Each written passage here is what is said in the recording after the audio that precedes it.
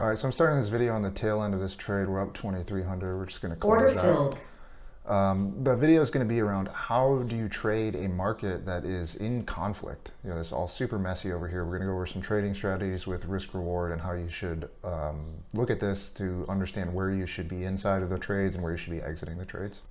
So there are certain market environments where you can just buy the position or sell the position and hold it for a long period of time. And there's other ones where you can see that, like today, the market is jumping all over the place, kind of coming up, coming down, sitting here, breaking higher.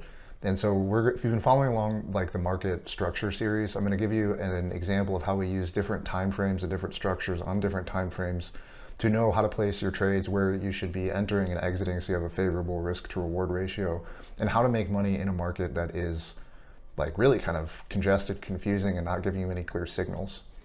We're going to do that by going over the structures that we've been discussing in the other playlist. And then also I do want to make the point that sometimes when the market's not giving you clear signals, that is a signal and you shouldn't be trading, or you should be more patient. So I have some boxes drawn here. I'm going to leave them up. These were boxes that I was using earlier to make these trades. We're going to talk about this area here where this red box is. So how did we get that? Well, one of the structures that we look at is a LVN, low volume node, or fair value gap, and an inversion of that. Right now we're using a 3-minute chart, so it's a slightly longer context time frame. In this area here, we see that this is the LVN, and that should be support. So we're kind of going back in time and reading the markets like they're a whole book to get an understanding of the context. The market comes up here and it should be support. We're kind of attempting an uptrend. It goes down to here and you can see that the market has a response there, and then that fails. So when that happens, the market trends down. This is yesterday. It trends down for the whole day until this break of structure happens here. But this area here is an inversion of all of these traders that are stuck up here, and therefore it should be resistance when we get up to there. And just like we talked about in the low volume node video, the market comes up towards that area, and as long as this gap is open, this is still in a longer term structural downtrend, and you can see the market comes up here, begins pulling back, and then continues to fall. Okay, great. So what does that say about what happened today? So this is right here, the close of yesterday, and then this is all of today. We also see other structures. So remember, it's not just one thing, and that's why we get these choppy markets, because there's multiple structures that are in play. So we have a downtrend that was signaled by this failure here, and then also some other failures that I haven't mentioned. It's an intermediate term downtrend. We see an uptrend here. So this is an uptrend reversal area inside of this, and we can pick wherever we want to just start entering that. We're talking about this area here on the chart, so we're looking back in time to see who's out of position, who's in position. We see that as this uptrend begins to fail, there's another big push down here, and then this is a failed second entry short that attempted to sell this congestion area, so the high volume node here, and this is a short entry. So we're coming through and assessing the context of the different participants in the market and seeing, are they in position, are they out of position, and where are we in relation to their entries and exits. So we have a longer term sell signal here, it's intact here. We have an up signal on a shorter term time frame, and that's broken at this point. So if you're thinking about this almost like mathematically, 1 + 1 equals what? One downtrend plus another downtrend plus a failed uptrend equals what? Down. And then we get up to that, and we see that the market attempts to sell that. And there's an attempt to hold this range here, but now we have things that are in conflict. So downtrend, downtrend, failed uptrend, failed short. So now it's like there's multiple signals coming through. You're trying to add these together, and then we have conflict. It's not just clear downtrend. So the market is very, very choppy throughout that. That's where we have to be very careful, because everything over here, people are still thinking that this is a longer term downtrend, because it kind of is, but this is a failure of this downtrend. And once we get back up here, you see the market is still attempting to sell. I'm going to clear some of these off so we have a little bit easier time looking here. But you can see, okay, those are clear. So you can see that the market still comes up to this inverted fair value gap or inverted low volume node. And every time it hits that, it fails. It pulls back and fails, right? But once we start going back above that, we now have two failures on a downtrend and an inversion of multiple key levels. There's also some levels in here that are coming up. And then so we have an intact uptrend and multiple failed shorts. So the idea here is that we're going to be trading in the up direction until we get a intermediate term, like a 1 minute or 3 minute time frame failure of this, so that the math we're doing, like adding uptrend or short or whatever, like what market state are we in on different time frames, once we get those confluent together, we can start going in that direction.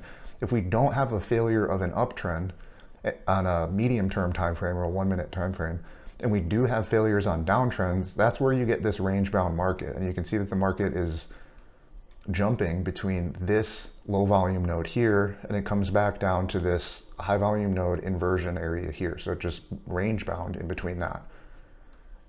We started trading in here, and we're looking on an intraday time frame, trading high margin accounts, which is what we're doing. We're looking for immediate market conditions. This red box is where that inverted LVN is.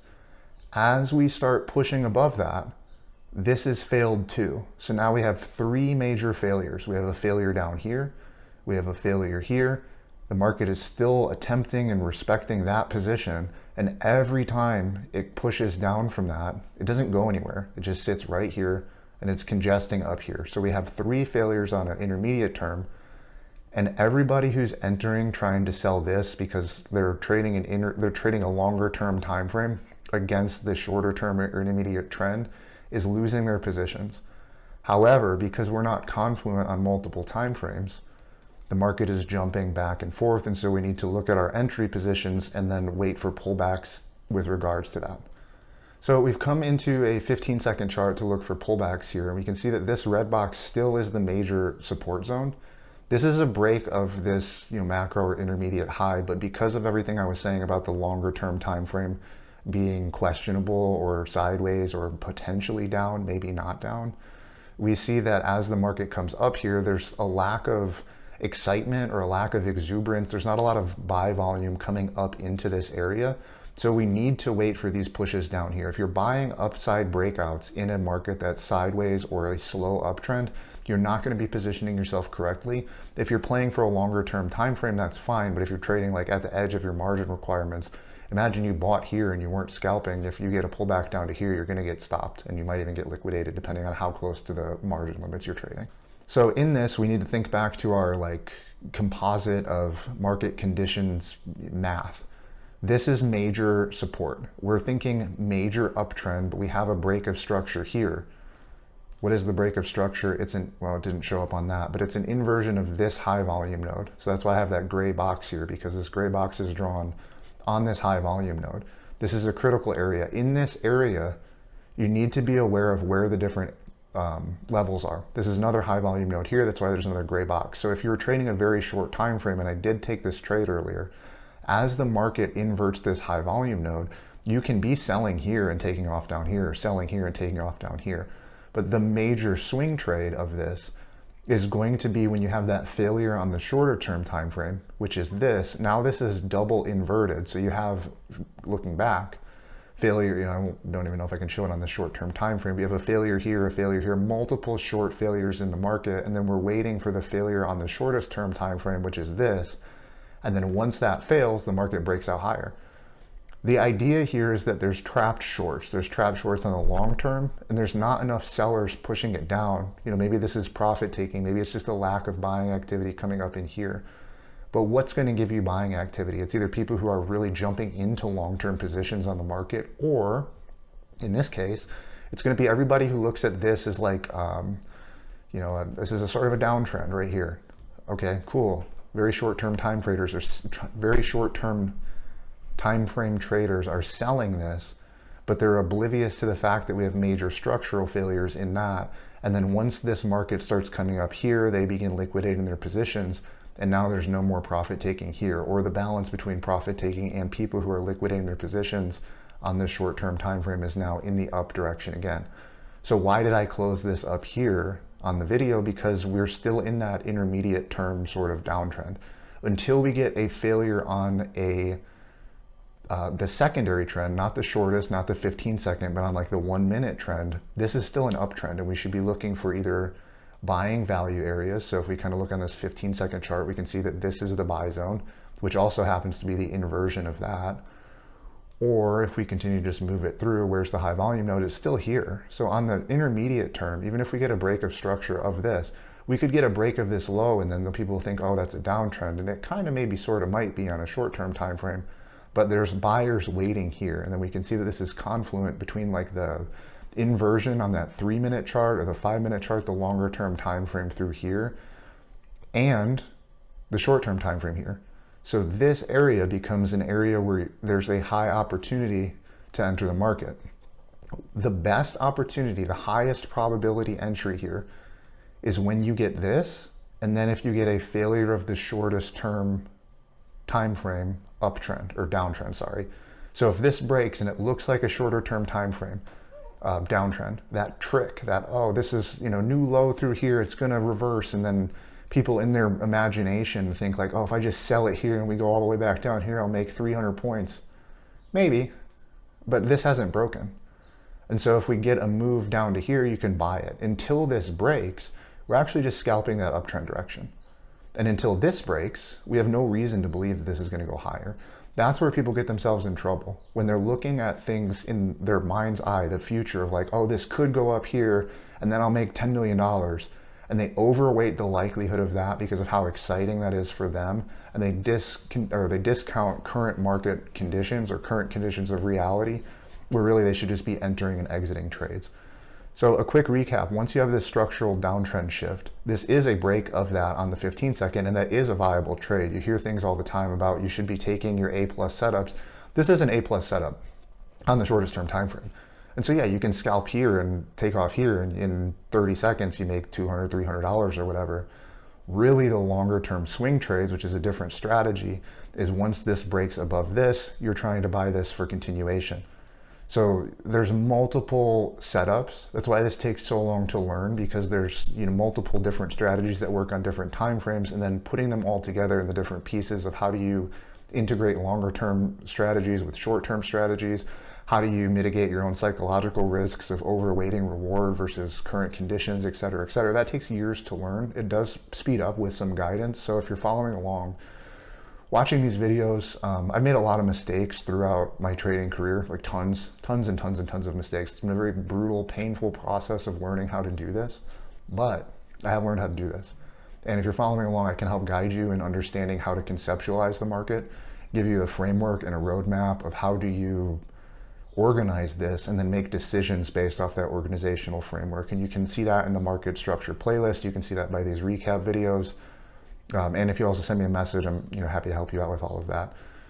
So I hope this was helpful. This is really just about how do you trade a market in conflict. And if I could say that in the shortest way possible, you have to respect every level for its relevance and its existence, which maybe wasn't that simple of a way to say that. But like this, for example, if you're selling this short, you have to respect this as major support. Until this breaks, this is major support.